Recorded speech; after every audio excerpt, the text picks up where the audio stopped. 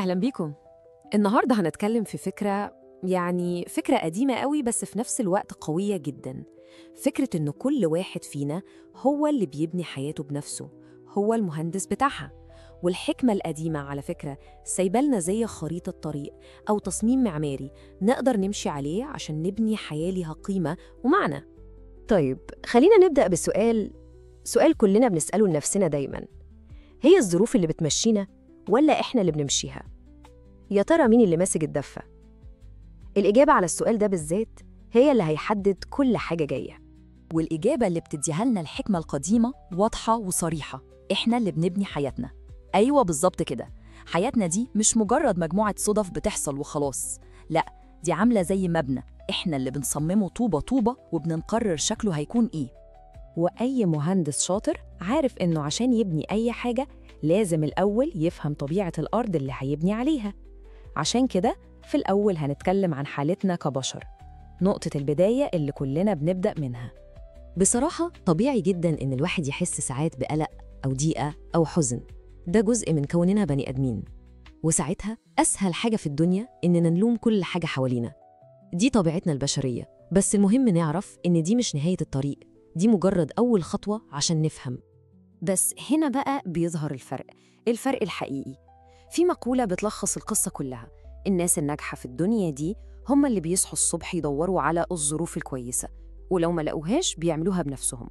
يعني ببساطة بدل ما الواحد يستنى الدنيا تروق، هو اللي بيقوم يروقها. يا ترى إيه اللي ممكن يتغير لو كلنا فكرنا بالطريقة دي؟ طيب إزاي بقى نخلق الظروف دي؟ الإجابة زي كل الإجابات المهمة في الحياة بتبدأ من جوه. قبل ما نبني أي حاجة بره لازم الأول نبني أساس متين جوانا.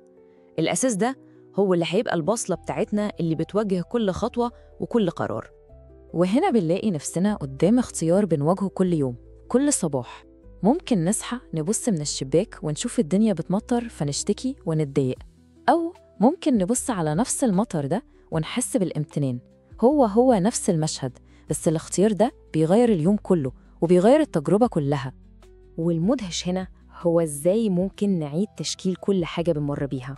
يعني لما يكون في إيمان، الفرحة بتتحول لشكر وحمد، والحزن بيتحول لصبر، حتى السكوت بيتحول لتفكير وتأمل، والكلام بيتحول لذكر. دي مش مجرد كلام حلو، دي أدوات حقيقية بتقوي الأساس اللي جوانا. ولما الأساس ده يبقى صلب ومتين بتظهر أهم حاجة، الثقة بالنفس. ودي أول خطوة حقيقية ناحية أي نجاح، لأن الواحد لما بيعرف يتعامل مع اللي جواه بيبدأ يصدق إنه يقدر يتعامل مع أي حاجة بره. تمام، كده إحنا بنينا الأساس اللي جوه. نيجي بقى للمرحلة اللي بعدها، إزاي نستخدم الأساس ده وإحنا بنتعامل مع العالم والناس اللي حوالينا. وهنا في حقيقة لازم نكون عارفينها كويس. لما الواحد بيبدأ يبني حياته وينجح، كل العيون بتبقى عليه، الناس بتراقبه كل خطوة، وده طبيعي جدا، ده جزء من الرحلة. بس خلي بالنا، مش كل اللي بيبصوا زي بعض، وفهم الفرق ده مهم قوي. في اللي بيبص بحب وبيتمنى الخير، ودول سند حقيقي.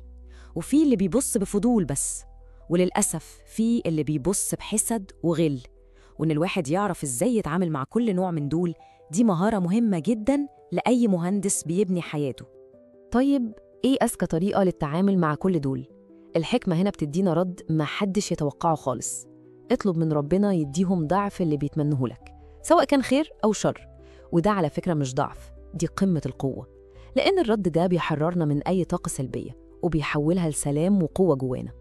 ودلوقتي بعد ما حطينا الأساس الداخلي وعرفنا نتعامل مع اللي بيحصل بره، يلا بينا ندخل على مرحلة التنفيذ بقى، مرحلة البناء نفسه. هنتكلم عن الخطوات العملية، إزاي نحول الأفكار دي لحاجة ملموسة على أرض الواقع.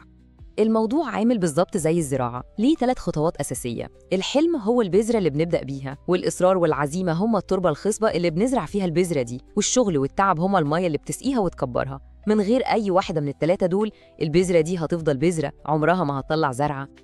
ولو جينا نلخص أهم عوامل النجاح اللي بنلاقيها في كل الحكم القديمة، هنلاقيهم دايماً 3. المثابرة، اللي هي إن الواحد يفضل مكمل مهما قابلته صعوبات. والشغل الجد، اللي هو المجهود الحقيقي من غير كسل. والشجاعة، إن الواحد ياخد خطوات لقدام حتى لو خايف.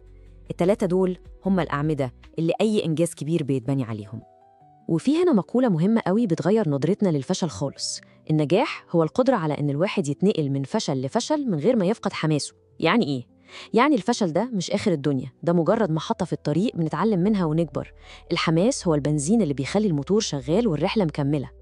وبكده نكون وصلنا لآخر جزء، ويمكن أهم جزء في الموضوع كله، لأن الهدف في الآخر مش بس إننا نبني مبنى ناجح، الهدف إننا نبني مبنى نكون مبسوطين ومرتاحين فيه، اللي هو التحفة الفنية بتاعتنا. طيب إزاي نوصل لده؟ وصفة السعادة الحقيقية، والغريب إن كل مكوناتها جوانا. تخيلوا الواحد يعيش بعين شايفة الجمال في كل تفصيلة صغيرة حواليه، وبقلب بيعرف يسامح ويعدي، وبعقل دايماً بيفكر في أحسن احتمال، وبروح مليانة أمل مهما حصل. دي مش مجرد صفات، دي طريقة حياة كاملة. وهنا في حكمة ممكن تفاجئ ناس كتير. جزء كبير قوي من السعادة مش بيجي من إننا ندخل كل المعارك ونكسبها، لأ، بيجي من الحكمة في إننا نتجنب معظم المعارك دي أصلاً. إن الواحد يختار راحة باله ويوفر طاقته للحاجات اللي تستاهل فعلاً. ويمكن المقولة دي هي أحسن خلاصة لكل اللي قلناه.